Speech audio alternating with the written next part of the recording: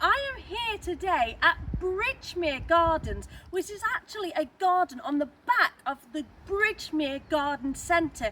It's very unknown, but it's fantastic, and it has loads of little winter beauties right now in the middle of February to appreciate, as well as more flowers and abundance later on in the year. So if you do live nearby or you're going through the area, I definitely check it out. Now today I'm going to share with you the best plants that are in flower right now, not only for the winter garden but also for cutting for cut flowers too. So come and check it out. I hope you enjoy it. Get your notepads at the ready and let's go. There's so much to appreciate and inspiration at Bridgemere Gardens, from miniature kitchen gardens, cutting gardens, wonderful archways, lovely paths leading to interesting areas to sit, forge gardens, Japanese gardens, a dedicated winter garden filled with witch hazel and hellebore, topiary, pergolas. There's literally interest at all year round, as well as fantastic plants that make wonderful cut flowers too.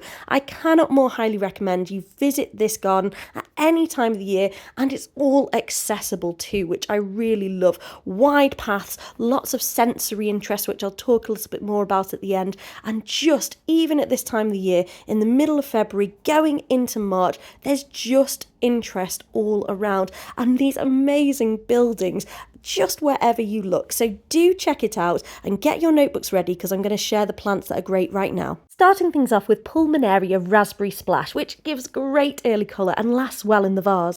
Daphne Jacqueline Pastille, which smells absolutely heavenly. Arametallicum with those gorgeous variegated leaves. An unlabelled but very lovely white camellia. Italian buckthorn, also known as Rhamnus alanatus argento variegata, a beautiful foliage, brilliant red stems and a lovely white variegated leaf with just the green and white showing, very beautiful, and I think this would look lovely in arrangements. The gorgeous pink pussy willow known as Salix Mount Aso with those gorgeous pink fluffy catkins. Viburnum Birkwoodii. Now this one may look a little bit ropey, but if you get up close to it, it smells absolutely divine. And if you can imagine just inserting a few stems of that into an arrangement, it would smell delicious. Helleborus Anna's Red, a lovely plummy magenta coloured hellebore that's just starting to form seed pods. Helleborus Picardy with beautiful pink and white colouring. Helleborus Painted Bunting, beautiful white flowers softly veined with pink.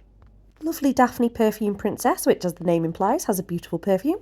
How about this for some early colour? Now this was filmed in the middle of February. This is Rhododendron Christmas Cheer. You can see some of the blooms are dropping off, but there's still loads of buds coming. So this gives an indication that this would give you colour not only in February, but also January and the beginning of March.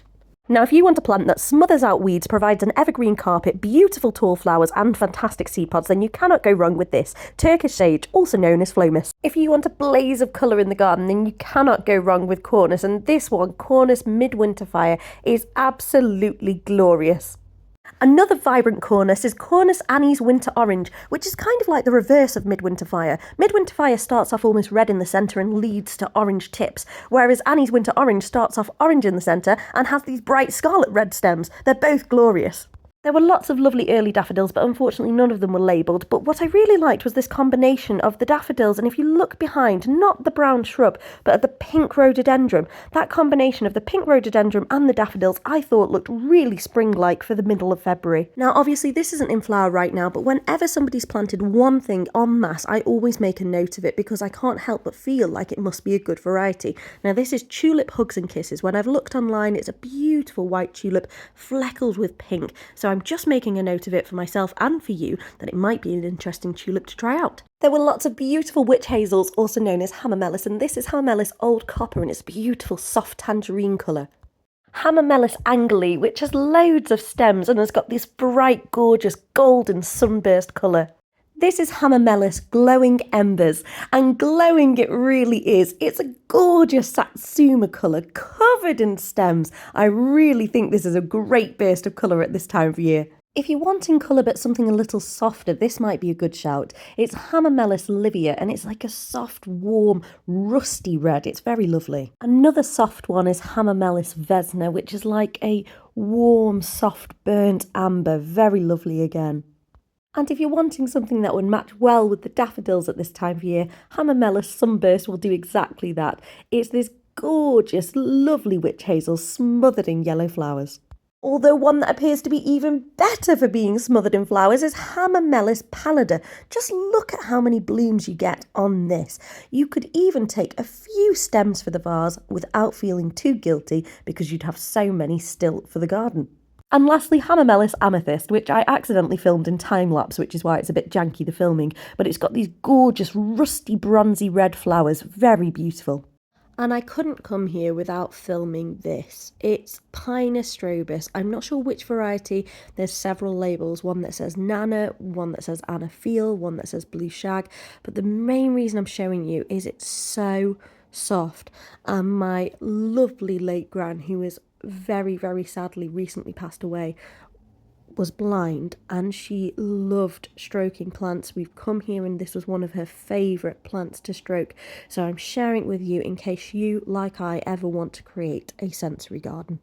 And speaking of sensors, listen to the fun touch they added when you walk through this pergola in the Japanese garden.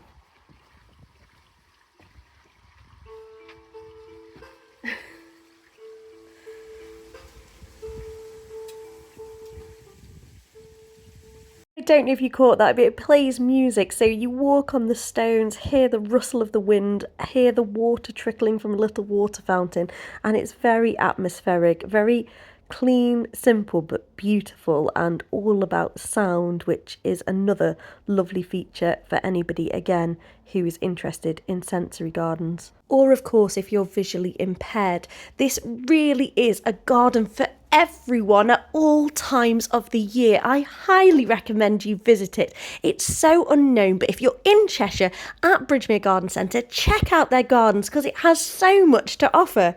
So there we have it, a little tour of Bridgemere Gardens with the wonderful plants that are in flower right now in the middle of February. I hope you've enjoyed it, and if you don't already, make sure you subscribe to this channel to watch more of these videos and give this video a like. Thank you very much. TTFN, ta for now.